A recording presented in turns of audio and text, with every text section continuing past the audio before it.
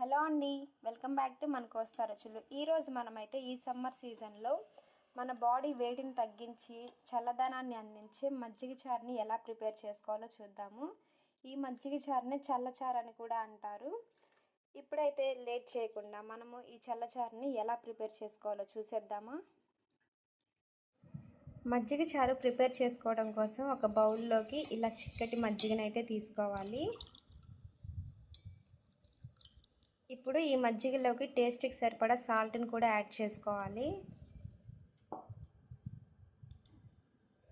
అలాగే కొంచెం పసుపును కూడా యాడ్ చేసుకోవాలి. అలాగే ఇప్పుడు ఇందులోకి 2 మీడియం సైజు ఉల్లిపాయలని సన్నగా కట్ చేసుకొని వేసుకోవాలి. అలాగే ఒక 2-3 పచ్చిమిర్చిని కూడా పొడవుగా కట్ చేసుకొని యాడ్ చేసుకోవాలి. ఇప్పుడు ఇందులోకి 1 టేబుల్ స్పూన్ కారంని కూడా యాడ్ చేసుకోవాలి. ఈ మొత్తాన్ని ఇప్పుడు బాగా మిక్స్ చేసేసుకోవాలండి.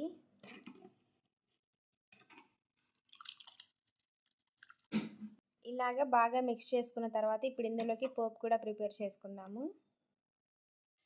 అందుకోసం ముందుగా స్టవ్ ఆన్ చేసుకొని ఇలా ఒక ప్యాన్ పెట్టేసుకోవాలి. ఇప్పుడు ఇందులోకి 2 టేబుల్ స్పూన్ల వరకు ఆయిల్ని అయితే యాడ్ చేసుకోవాలి. ఆయిల్ హీట్ అయిన తర్వాత ఇప్పుడు ఇందులోకి పోపు దినుసులను యాడ్ చేసుకోవాలి.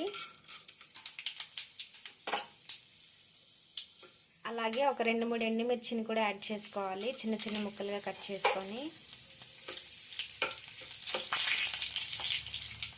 అలాగే ఇప్పుడు ఒక చిన్న అల్లం ముక్కని చిన్న చిన్న పీసెస్గా కట్ చేసుకొని యాడ్ చేసుకోవాలండి.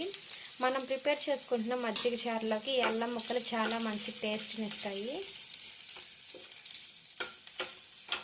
ఇప్పుడు ఇందులోకి కొంచెం జీలకర్రను కూడా యాడ్ చేసుకోవాలి.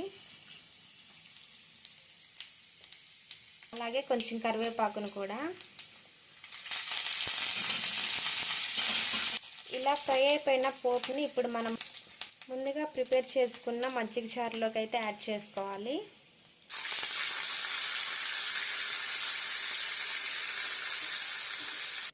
ఇప్పుడు ఇందులోకి కొంచెం కొత్తిమీరని కూడా యాడ్ చేసుకుందాము.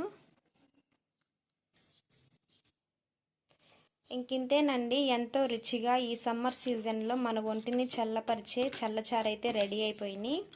చూసారు కదా ఎంత బాగున్నాయో.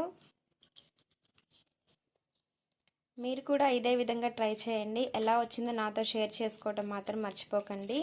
అంతకంటే ముందుగా మీరు ఈ వీడియోని లైక్ చేయండి, షేర్ చేయండి. మరిన్ని ఇలాంటి వీడియోస్ కోసం మన కోస్తా రుచుల ఛానల్ని తప్పకుండా సబ్స్క్రైబ్ చేసుకోండి. Thanks for watching.